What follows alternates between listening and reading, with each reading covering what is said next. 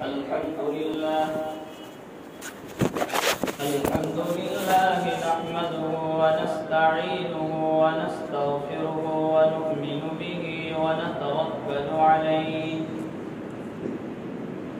ونعوذ بالله من شرور أنفسنا ومن سيئات أعمالنا من يهده الله فلا مضل له ومن يضلله فلا هادي له ونشهد أن لا إله إلا الله وحده لا شريك له ونشهد أن سيدنا ومولانا محمدا عبده ورسوله صلى الله تعالى عليه وعلى آله وأصحابه وسلم تسليما كثيرا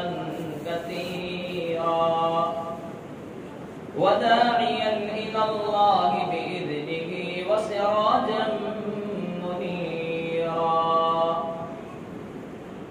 أما بعد فأعوذ بالله من الشيطان الرجيم بسم الله الرحمن الرحيم ظهر الفساد في البر والبحر بما كسبت أيدي الناس ليذيقهم بعض الذي عملوا لعلهم يرجعون عن علي بن أبي طالب رضي الله تعالى عنه قال رسول الله صلى الله تعالى عليه وسلم إذا فعلت أمتي 15 خصلة حل بها البلاء فقيل وما هن يا رسول الله قال إذا كان المغنم دولا والأمانة مغنما والزكاة مغرما وأطاع الرجل زوجته وعق أمه وبر صديقه وجفا أباه إلى آخر الحديث أو كما قال عليه الصلاة والسلام صدق الله وصدق رسوله النبي الكريم قال الله تبارك وتعالى في شان حبيبه إن الله وملائكته يصلون على النبي يا أيها الذين آمنوا صلوا عليه وسلموا تسليما اللهم صل على سيدنا محمد وعلى آل سيدنا محمد وبارك وسلم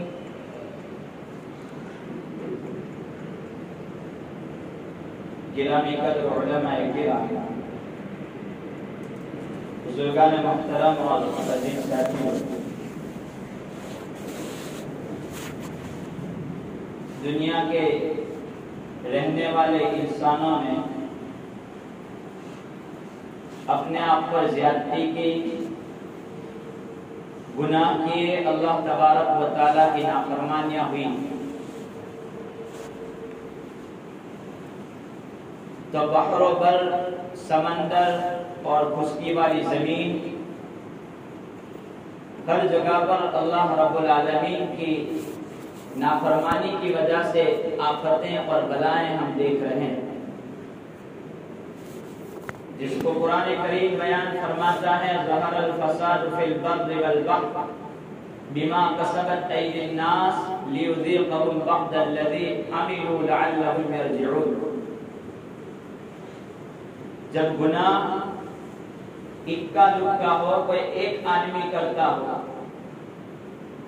تو اس گناہ کا وبال عام نہیں ہوتا عام طوفان نہیں اترتا عام بلائیں نہیں آتی عام آفت نہ آتی لیکن جب گناہ بہت زیادہ ہونے لگے عام ہونے لگے اور گناہوں پر کوئی روکنے والا نہ ہو کوئی روک ٹوک نہ ہو تو ایسے وقت میں اللہ تبارک و تعالیٰ کی طرف سے آفتیں بھی عام اترتی ہیں عام نزول ہوتا ہے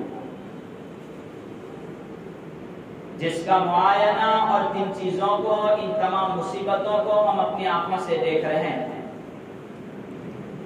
اور وجہ اس کی صاف ہے کہ جیسے اعمال اوپر جائیں گے ویسے فیصلے زمین پر اتریں گے۔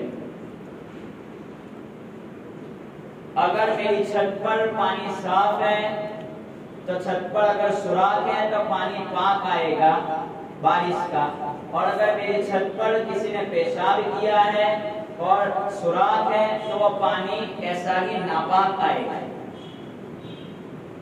اعمال اگر صحیح سالم اوپر جاتے ہیں، فرما برداری والے اوپر جاتے ہیں تو فیصلے بھی پاک و صاف اتریں گے، اور اگر اعمال خراب اوپر جائیں گے تو فیصلے بھی ویسے ہی اتریں گے۔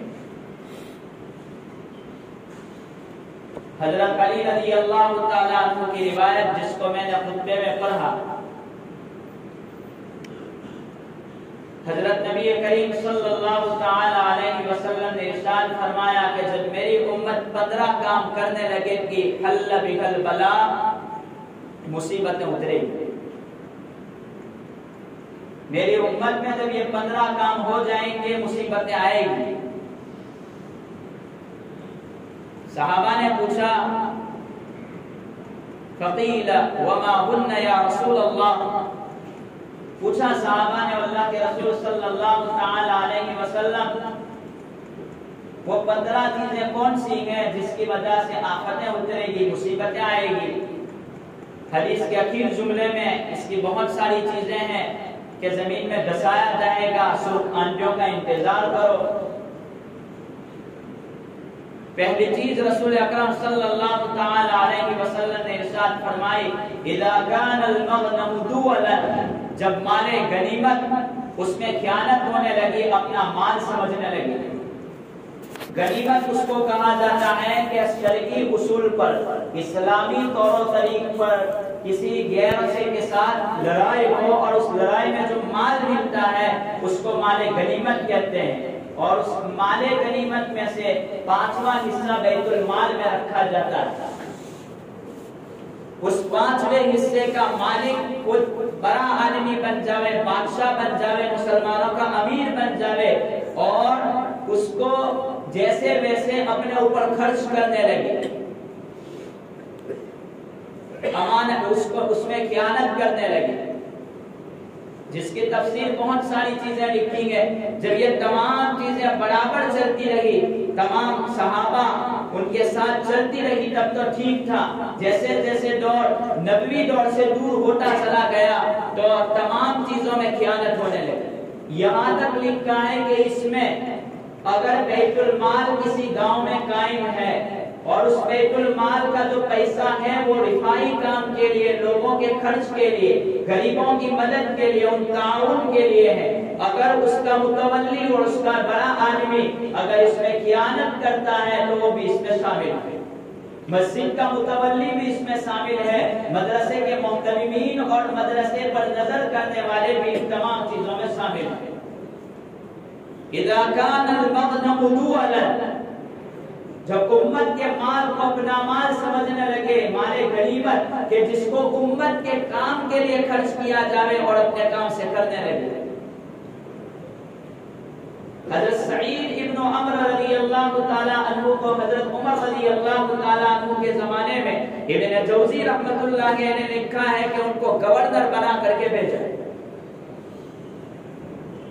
حضرت سعید ابن عمر جب گورنر بنا کر کے بھیجے گئے، اس کی کچھ مدت کے بعد حضرت عمر رضی اللہ تعالیٰ عنہ اس علاقے پر پہنچے۔ اس علاقے پر پہنچنے کے بعد حضرت عمر رضی اللہ تعالیٰ عنہ نے لوگوں کو جمع کیا، اور لوگوں کو جمع کرنے کے بعد سوال کیا کہ آپ کو آپ کے امیر سے کوئی شکایتیں ہیں، آپ کے گورنر سے لوگوں کو کوئی شکایتیں ہیں؟ لوگوں نے سعید ابن عمر کو کھڑا کیا ایک جانب اور لوگوں سے سوال کیا گیا، یہ ہے جمہوریت۔ لوگوں نے کہا 4 شکایتیں ہیں ہمارے امیر سے، کھڑا ہے امیر، 4 شکایت۔ پہلی شکایت یہ ہے کہ فجر کی نماز کے بعد جلدی گھر چلے جاتے ہیں، تھوڑی دیر کے بعد آتے ہیں، 2-3 گھنٹوں کے بعد واپس آتے ہیں۔ پہلے تو وہ ایسا نہیں کرتے تھے، آتے تھے، کام کرتے تھے، فجر کی نماز کے بعد یہاں رہتے تھے۔ اب تو فجر پڑھواتے ہی گھر چلے جاتے ہیں۔ دوسری شکایت یہ ہے، ہفتے میں 1 دن غیر حاضر رہتے ہیں، 1 دن نہیں آتے۔ تیسری شکایت یہ ہے کہ دن کو تو نظر آتے ہیں، رات کو نظر نہیں آتے۔ اور چوتھی شکایت یہ ہے کہ کبھی کبھی باتوں میں رونا شروع کر دیتے ہیں، بیچ میں رونا شروع کر دیتے ہیں۔ یہ 4 شکایتیں حضرت عمر رضی اللہ تعالیٰ عنہ سعید ابن عمرہ کی طرف پلٹے کہ آپ کی قوم کی آپ سے 4 شکایتیں ہیں، جواب دو ان باتوں کا، کیا وجہ ہے؟ پہلی شکایت یہ کہ آپ فجر کی نماز کے بعد فوراً اپنے گھر چلے جاتے ہیں۔ حضرت سعید ابن عمرہ رضی اللہ تعالیٰ عنہ فرماتے ہیں میرا راز فاش نہ ہوتا تو اچھا تھا، لیکن اب ضرورت ہے اس لیے میں اپنے راز کو فاش کرتا ہوں، کھولتا ہوں۔ حضرت سعید ابن عمرہ رضی اللہ تعالیٰ عنہ فرماتے ہیں میری بیوی میری خدمت کیا کرتی تھی، اس وقت تک تو میں مسجد میں رہتا تھا، کام کرتا تھا، لیکن اب میری بیوی بیمار ہو چکی ہے، بستر میں ہے، اس کا کام کرنا، میرے چھوٹے چھوٹے بچوں کو سنبھالنا، ان کے لیے کھانا تیار کرنا، یہ تمام چیزیں اب میرے ذمہ ہے۔ میرے پاس اتنے پیسے نہیں ہیں کہ میں نوکر پیسے دے کر کے رکھوں، لہذا فجر کی نماز کے بعد فوراً مجھے اپنے بچوں کے لیے، اپنی بیوی کی خدمت کے لیے گھر جانا پڑتا ہے، اس لیے میں چلا جاتا ہوں، 2-3 گھنٹوں میں فارغ ہو کر کے آتا ہوں۔ حضرت عمر نے کہا آپ کی دوسری شکایت ہے، آپ ہفتے میں 1 دن غیر حاضر رہتے ہیں، کیا وجہ ہے؟ کہا کہ میرے پاس صرف 1 جوڑ کپڑے ہیں، ہفتے میں 1 دن کپڑوں کو دھوتا ہوں، اور ٹھنڈی زیادہ ہے، میں میری بیوی کے کپڑے پہن لیتا ہوں گھر میں، اور وہ میرے کپڑے سوکھنے کے لیے میں رکھ دیتا ہوں، شام ہو جاتی ہے اس کو سوکھتے سوکھتے، اس کے بعد میں اپنے کپڑے پہن کر کے باہر نکلتا ہوں۔ سناٹا چھا گیا پورے مجمع پر، کوئی سب رو رہے۔ حضرت عمر نے کہا آپ کی قوم کی تیسری شکایت، آپ دن میں نظر آتے ہیں، رات کو کہاں چلے جاتے ہیں؟ روتے روتے اپنی داڑھی پر ہاتھ رکھا، عمر دیکھتے ہو اس کو، کوئی بال کالا ہے؟ سارے بال سفید ہو چکے ہیں، ایک بال بھی کالا نہیں ہے۔ دن تو میں ان کی خدمت کے لیے، رات کو میرے رب کے پاس چلا جاتا ہوں، اور میرے رب کو میں کہتا ہوں اے اللہ تعالیٰ زندگی پوری گزر گئی، اب مجھ گنہگار کو تو معاف کر دو۔ میں میرے رب کو منانے میں میری رات گزار دیتا ہوں۔ اور چوتھی چیز، حضرت عمر رضی اللہ تعالیٰ عنہ کہتے ہیں کہ بعد میں رونا شروع کر دیتے ہیں آپ بیچ میں، کیا وجہ؟ کہا کہ عمر 40 سال کی عمر میں مجھے اسلام کی دولت ملی ہے، 40 سال تک میں اسلام میں نہیں آیا تھا، اب 40 سال کے بعد میں اسلام میں داخل ہو رہا ہوں، تو کبھی کبھی وہ گناہ مجھے یاد آ جاتا ہے جو میں نے 40 سال میں کیے، تو روتا ہوں کہ 1 ہفتے کا بھی میں میرے رب کو حساب نہیں دے سکتا، میں 40 سال کا حساب میرے رب کو کیسے دے پاؤں؟ اعلان کر دو میرے بارے میں، میری صدا لگا دو، میں گنہگار ہوں ان تمام باتوں پر۔ حضرت عمر رضی اللہ تعالیٰ عنہ 2 ہاتھ اٹھا کر کے دعا کرتے ہیں اے اللہ تعالیٰ میری قوم میں ہر جگہ پر ایسے امیر متعین کر دے۔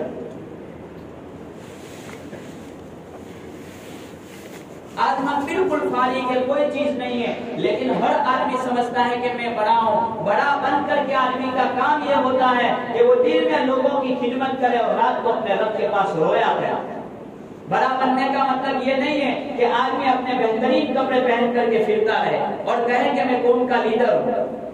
قوم کا لیڈر قوم کا خادم ہوتا ہے اور رات کے اپنے رب کے سامنے قوم کے لیے دعائیں کرنے والا ہوتا ہے کہ اللہ اس قوم کو مسجد کا علی بنا دے، اس قوم کو معاف کر دے۔ یہ قوم کا لیڈر ہوتا ہے. قوم کا لیڈر خالی دنیا کے لیے نہیں ہوتا ہے.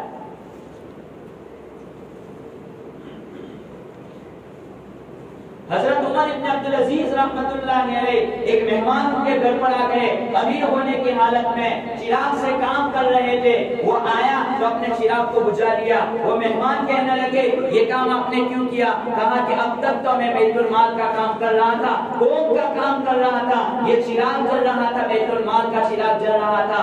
اب عمر کے لیے اجازت نہیں ہے کہ اس چراغ سے کام چلے. اب میرے تیل والا چراغ جلے گا اور اسی سے کام چلے گا.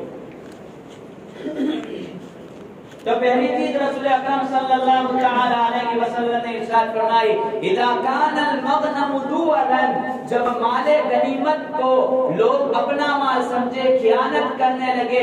مال غنیمت کی تفسیر میں علماء نے لکھا ہے کہ مسجد بھی آ گئی, اس کے ساتھ ساتھ مدارس بھی آ گئے اور بیت المال بھی آ گیا.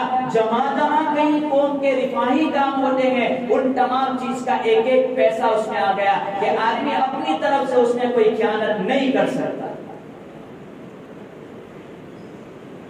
والامانۃ مغنما, امانت میں خیانت کرنے لگے.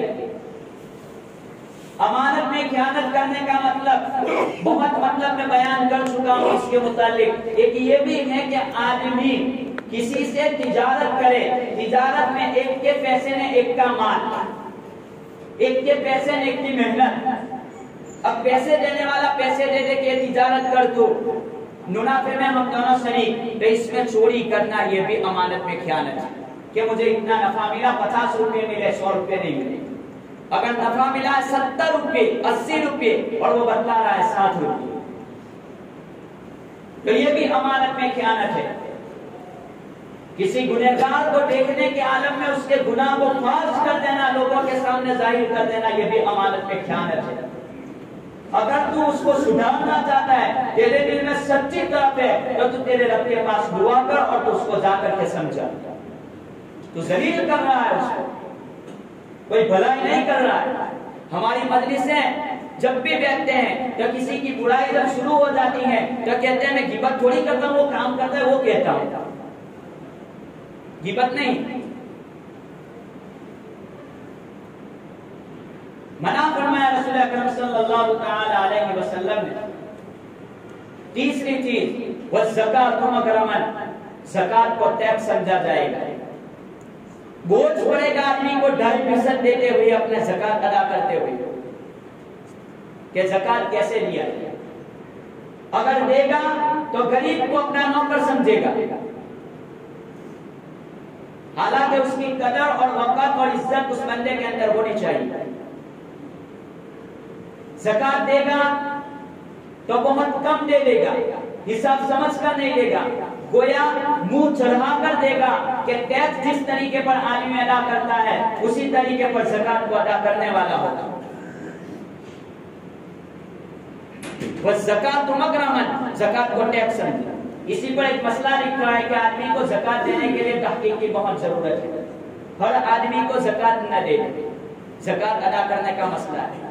اسی پر مفتی احمد صاحب خانپوری دامت برکاتہم نے ایک واقعہ لکھا ہے کہ مکہ المکرمہ میں حرم میں شیخ زکریا علیہ الرحمہ بیٹھے تھے اور ان کا کوئی تعلق والا آدمی تھا.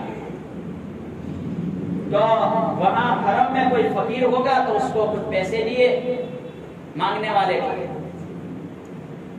حضرت شیخ نے جب پوچھا تو کہا کہ وہ بھی گنہگار ہو رہا ہے, ہمیں بھی گنہگار کر رہا ہے, کیوں یہ کام کیا؟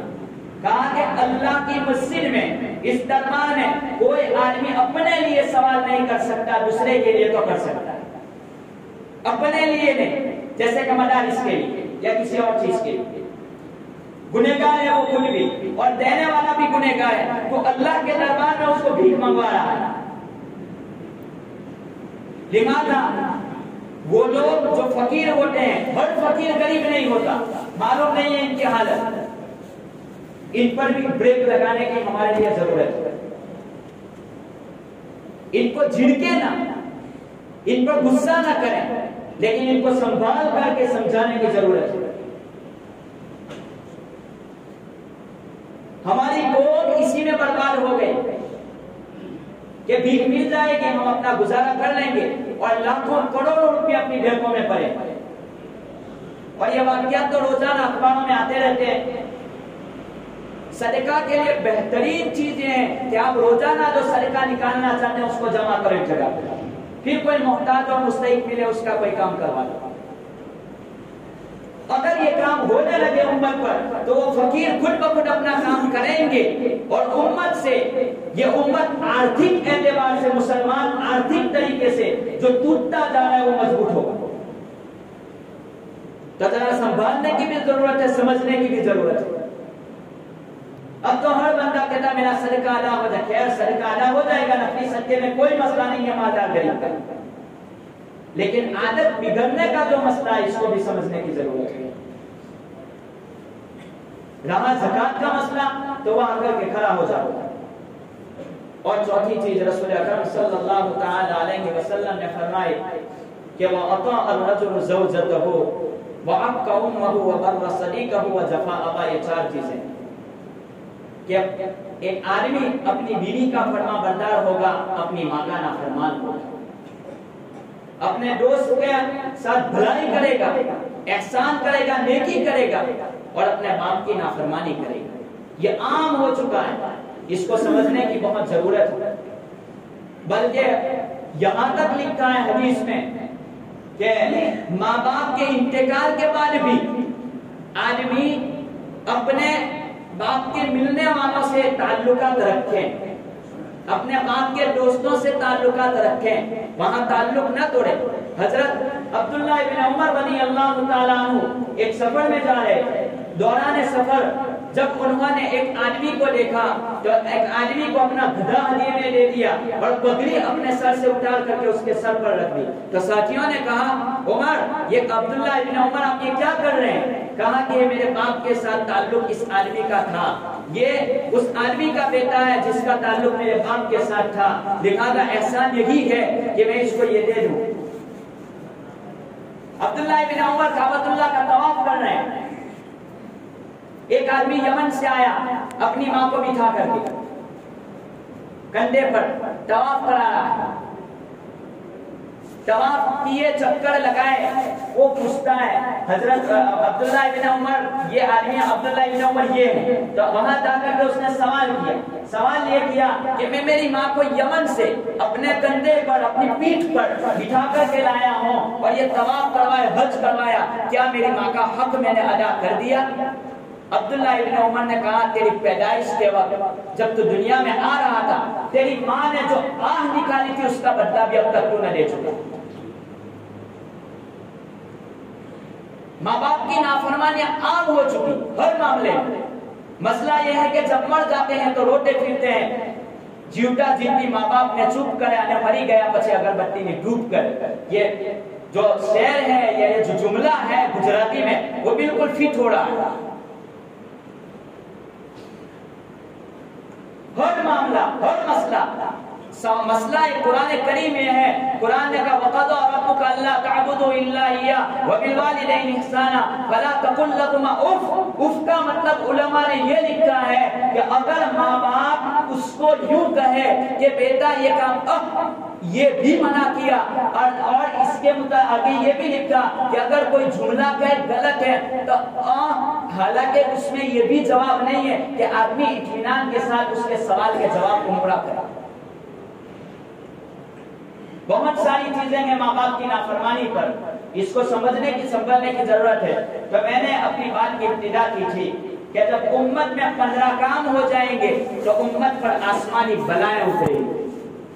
حضرت نبی کریم صلی اللہ تعالی علیہ وسلم نے فرمایا اذا فعلت امتی 15 خصلۃ، جب 15 کام کرنے لگے آسمان سے بلائیں اترے گی. پہلا کام کہ جب مال غنیمت میں خیانت ہونے لگے اور لوگ مال غنیمت میں خیانت کرنے لگے، امانت میں خیانت کرنے لگے، زکات کو ٹیکس سمجھنے لگے، اور یہ چند چیزیں ماں باپ کے متعلق بیان کی. اسی مضمون کو انشاءاللہ آئندہ باقی پورا کیا جائے گا. اللہ تبارک و تعالی ہم تمام کو ان باتوں پر عمل پیدا ہونے کی توفیق عطا فرمائے، سمجھنے کی ضرورت عطا فرمائے. یہ تمام چیزیں قرب قیامت ہوگی نہ ہوگی، لیکن اپنے آپ کو قیامت کی نشانی کے ساتھ جوائنٹ نہ کریں. یہ مسئلہ یاد رکھیں. یہ تمام چیزیں ہوگی، حدیث ہے، اللہ تعالیٰ نے بطور پیشین گوئی نبی کے اوپر وحی کے ذریعے بات بھیجی اور یہ نبی نے امت کو بتایا، لیکن یہ تمام چیزیں ہو جائے گی، اپنے آپ کو ان نشانیوں میں شامل نہ کریں، اپنے آپ کو بچانا، یہ چیز ہے اصل ہوگا صحیح۔ کوئی یوں کہیں کہ اگر یہ نہ کروں تو حدیث جھوٹی پڑے گی، حدیث تو سچ ہے اس کی جگہ پر، لیکن اپنے آپ کو ان نشانیوں کے ساتھ جوائنٹ نہ کریں۔ اللہ تبارک و تعالی ہم تمام کو اس سے بچنے کی توفیق عطا فرمائے، آمین۔ وآخر دعوانا الحمدللہ رب العالمین۔